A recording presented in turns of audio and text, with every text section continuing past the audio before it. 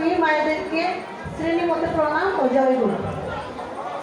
আজকে আজকে মাতৃ সম্মেলনে মেইন উদ্দেশ্যই মেইন আলোচনা হচ্ছে ঠাকুরের বাবা দৃষ্টে ঠাকুরের পরিবার গঠন করা।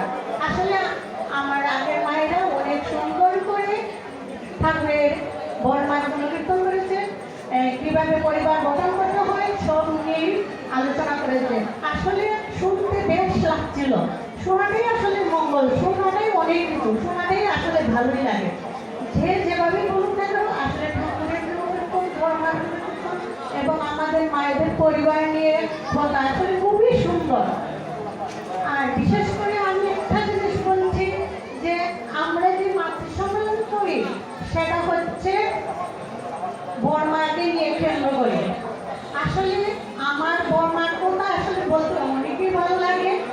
আর যে যেভাবেই বলি না কেন বর্মা তো হচ্ছেন জগৎজননী মা, যাকে নিয়ে কেন্দ্র করে এই মাতৃ সম্মেলন উদযাপিত হয়।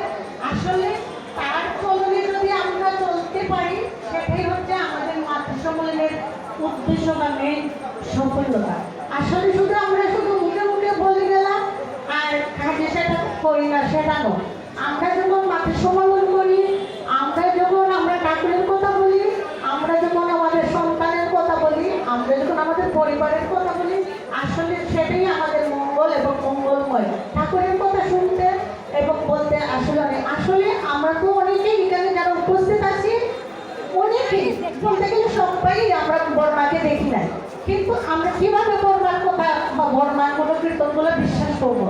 আসলে সেটা হচ্ছে বর্মার জয়ন্ত জননীতে একটা গ্রন্থ আছে বা বিভিন্ন গ্রন্থ আছে বর্মার, সেগুলো নিয়ে পাঠ করতে হয়, পড়তে হয়। সেগুলো পাঠ করলে আর যারাই এই বর্মার সাথে সঙ্গ করেছেন তারাই কিন্তু বর্মার এই যে জীবন কাহিনীগুলো লিখেছেন সেগুলো তারাই বুঝতে পারছেন, তারাই অনুধাবন করেছেন।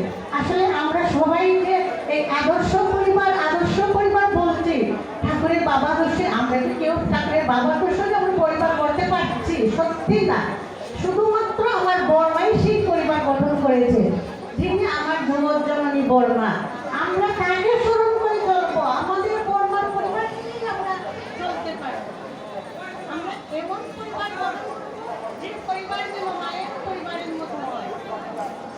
আসলে আজকে আমি তোমার কাছে এসেছি, কিন্তু আমার আগে যে মারা সুন্দরভাবে চলছে সেগুলো অনেক সুন্দর হয়েছে। যাই হোক, আমরা আমাদের আর বিশেষ হয়তো সময় থাকতে না পারি, তাই আমি একটি কথাই বলতে পারি যে আমরা যে দীক্ষা নিয়েছি, যার দীক্ষা নিয়েছি যার দীক্ষা নিয়ে আজ আমরা এখানে উপস্থিত হয়েছি, তার স্মরণে যেন আমাদের চরণে আসতে দিতে পারি। যেমন আমার আচার্যদের বলেছেন, দীক্ষা হাতে যদি পাতা থাকে তাহলে কি হবে?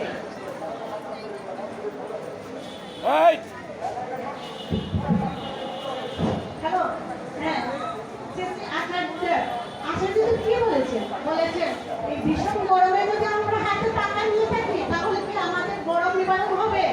তাহলে সত্যি আমরা যে দীক্ষা নিয়েছি তাহলে কি আমাদের দীক্ষা নিয়ে ঘরে বসে থাকলে চলবে? অবশ্যই না। আমরা দীক্ষা নিয়ে দক্ষ হতে হবে, ঠাকুরের কাজ করতে হবে।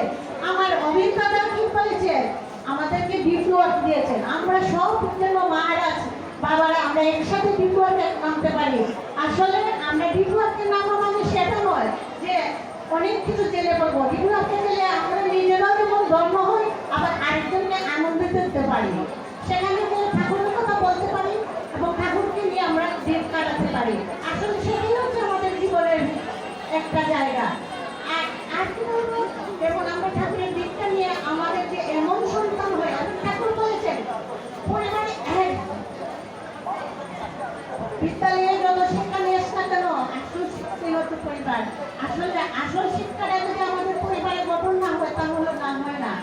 বিদ্যালয়ে যত শিক্ষা নিয়ে শিক্ষা স্বভাব হয় না। আসলে আমাদের পরিবারকে মন্দিরের মতন গড়ে তুলতে হবে এবং মন্দিরের মতন দেখতে হবে। আমাদের বিদ্যালয়ে যতই আমরা পড়াশোনা করাই না কেন আমাদের সন্তানকে কিন্তু সেই পড়াশোনার মধ্যে একটু ফাঁকা থাকে, মায়ের ভালোবাসাটা থাকে, মায়ের পরিবার গঠনের যে জিনিস আছে সেটা ফাঁকা হয়ে যায়। তো আমরা আমাদের পরিবারে আমাদের সন্তানকে এমন ধারাই যেন বড় করি, সেটার জন্য আমাদের ঠাকুরের দ্বারাই বড় হতে হয়। যেমন আমরা বিদ্যালয়ে গেলে তাকে ভার্সিটি ফার্স্ট করে তো পারি, কিন্তু এই যে পরিবারের যে শিক্ষার যে ভালোবাসা যে আদর্শ সেটা কিন্তু এই ভার্সিটিতে দেয় না, সেটা হচ্ছে আমাদের পরিবারেই দিতে হয়। তাহলে আমাদের মারা কেমনভাবে চলতে হবে, এমনভাবে চলতে হবে যে চলনে যেন আমাদের সন্তান, আমাদের পরিবার, আমাদের পারিপার্শ্বিক সব কিছু যেন মঙ্গল হয়। আমি যেন আমার পরিবার শুধু দেখি না, আমি আমার পারিপার্শ্বিক যা আছে সেই পরিবারকেও যেন আমি সুন্দর করে তুলতে পারি, সেটাই হচ্ছে আমাদের দীক্ষার মেইন জিনিস। আসলে আমাদের শ্বশুর শাশুড়ি, আমরা যখন মায়েরা, আমরা ছোটবেলায় যখন আমরা মেয়ে থাকি, যখন বড় হই তখন আমরা একটা বিবাহের যখন মেয়ে যখন হয় তখন অন্য ঘরে গিয়ে আমরা একটা বধূমাতা হয়ে যাই, তারপর আবার আমরা মা হই। মেয়েদের তো তিনটি রূপই ছিল, মা, মেয়ে এবং বধূ। আসলে যখন যেটাই থাকে সেইভাবেই চলতে হয়। মেয়েদেরকে তিনটি গুণ, আর নারী নীতিটা থেকে নারী নীতিতে 8টি বৈশিষ্ট্য আছে, যে 8টি বৈশিষ্ট্যের মধ্যে যদি একটি বৈশিষ্ট্য বাকি থাকে